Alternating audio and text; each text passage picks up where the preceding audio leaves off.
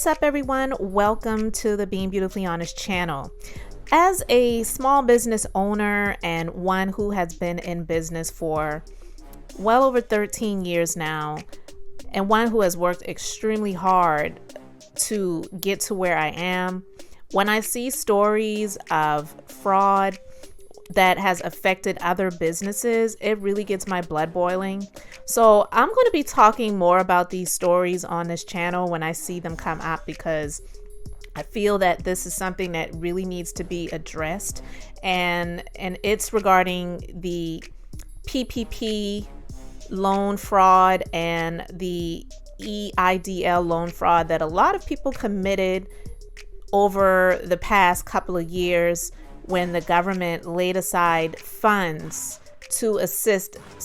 It was supposed to be primarily small business owners to help keep their doors open due to the issues that came up where a lot of businesses had to close their doors because of mandates and COVID issues. So a lot of people were affected that were not able to continue to operate due to them not being seen as essential businesses, or once they were able to reopen, the staff either wasn't willing to work or didn't feel comfortable coming to work, or wanted to just collect unemployment and stay home, and all of those different things like that. Just a number of different issues that has affected businesses.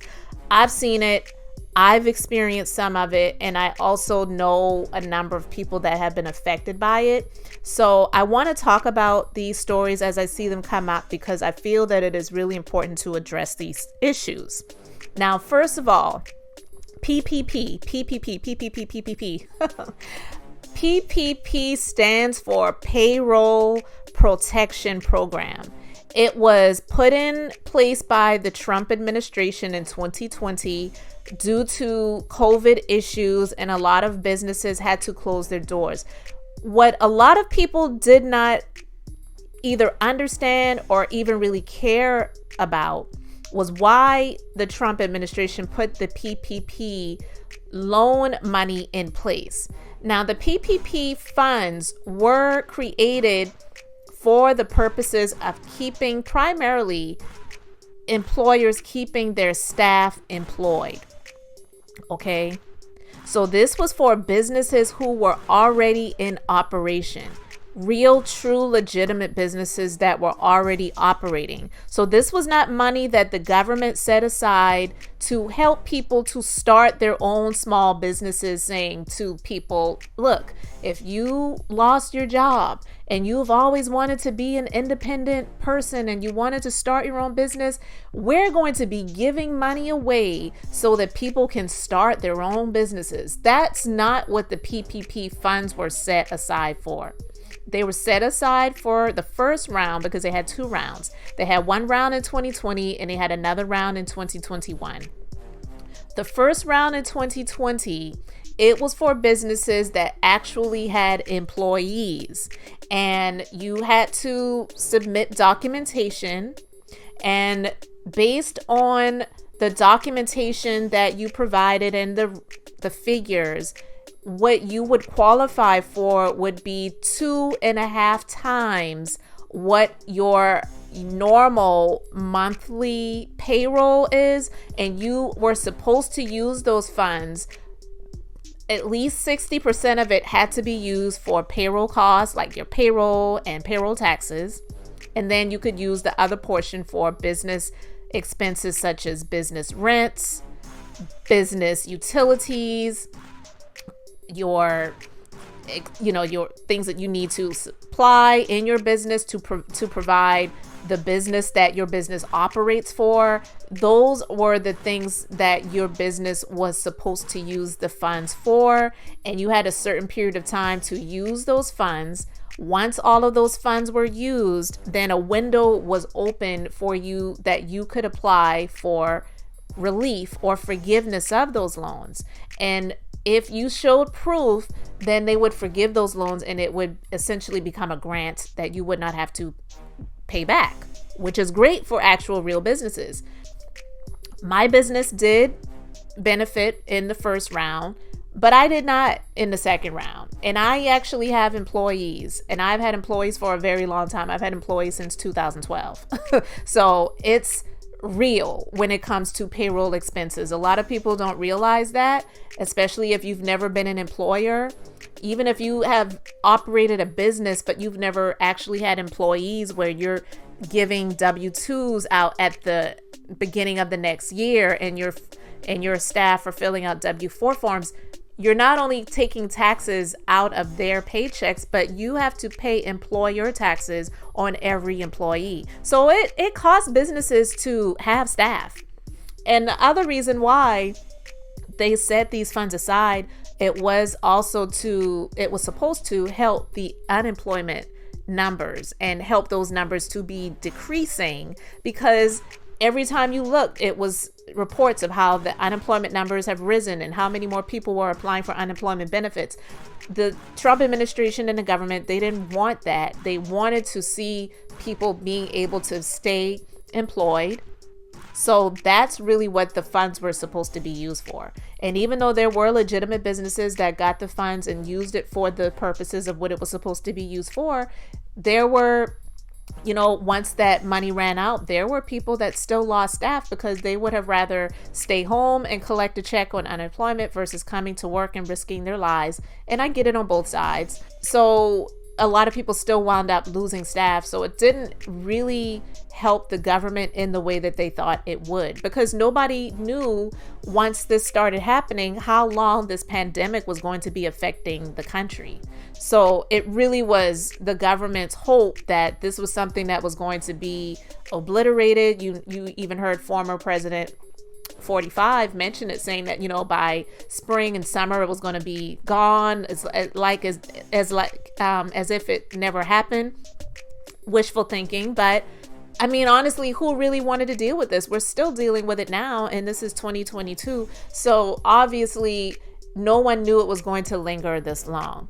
But I'm going to get off of the explanation right now of what the PPP was supposed to be about. But again, payroll protection program. So it was not supposed to be for people to start businesses, okay?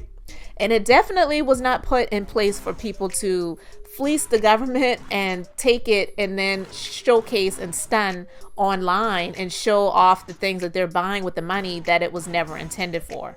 So this story comes from Sandra Rowe's blog, and it says Haitian entrepreneur, in quotes, use PPP loans to buy a Lamborghini, a Rolex, and designer clothes.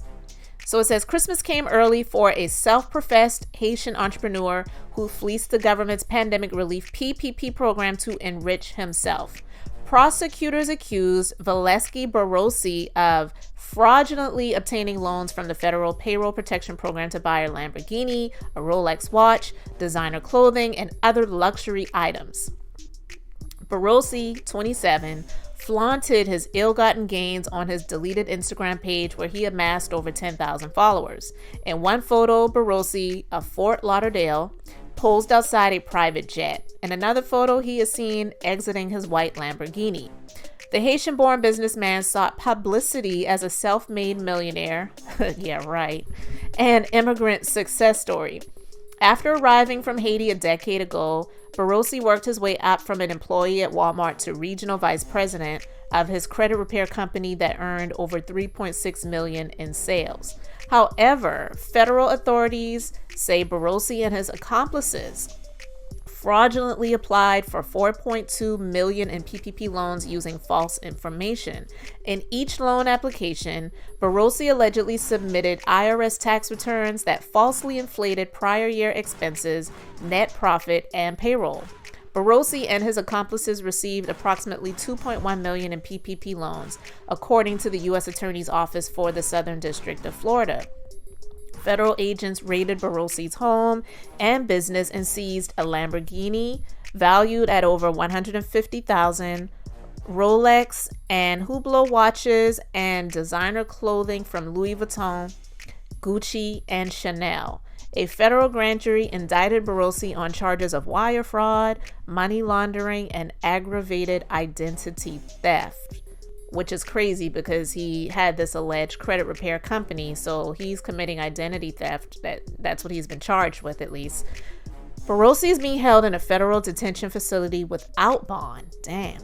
He faces up to 132 years in prison if convicted on all charges. According to the federal government, over $1 billion in COVID relief funds have been stolen from the PPP program. And Florida is the nation's #1 fraud capital, with over $340 million in stolen funds going to that state alone. So here's the thing, or one of the things where this situation is concerned. He is facing up to 132 years in prison if he's convicted on all charges. Now, will he get that much time? I don't know. But he's being held without bond.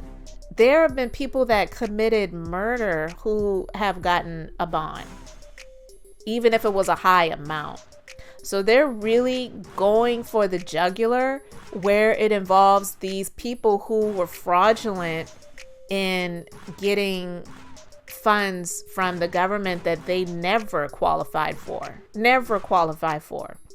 With the second round of the PPP that they released in 2021, they opened this round up for those who were seen as independent contractors, who did not have staff or have employees. Because like I said, in that first round, you had to have employees. In the second round, you could be an independent contractor, but you still had to be a legitimate business that was already in business. But even though, like I said, I have a legitimate business that has been in operation for many, many years, it's like, whether I needed it or not, which my business definitely could use it, because my business had not seen as an essential business. So we did have to shut down. And when businesses like mine have to shut down, there is a backlog. It's not immediately as soon as you open that things come back to normal. I definitely am grateful and blessed to be one of those businesses that has survived the pandemic, but I know of a number of businesses that did not make it. Businesses that were much larger than mine, different industries, not the same industry and whatever, and had multiple locations, and they're gone. And a lot of it is because of people like this guy who tricked off on the government and got money that they did not deserve. And so, like I said, businesses like mine that did apply didn't get the funds because they ran out of the money, and they literally said that, well, there's no more funds. All of the funds have already been given out. So unfortunately, even though you qualify, there's nothing that we can do. And that's it. And you're just left to, deal with it on your own. And thank God I have been doing that. And I haven't allowed that to cause me to break down or shut down. But it is infuriating when you hear about people like this. He didn't even, you know what I mean? Like, all of the money that he got, he applied for 4.2 million, like crazy amounts. And he received 2.1 million approximately. Not 200,000, not 20,000. You went for the jugular. You deserve to get everything that they're coming at you after for, because you really was trying to live a life that you never lived before, and you were not supposed to be living because you did not earn it. You did not work for it, period.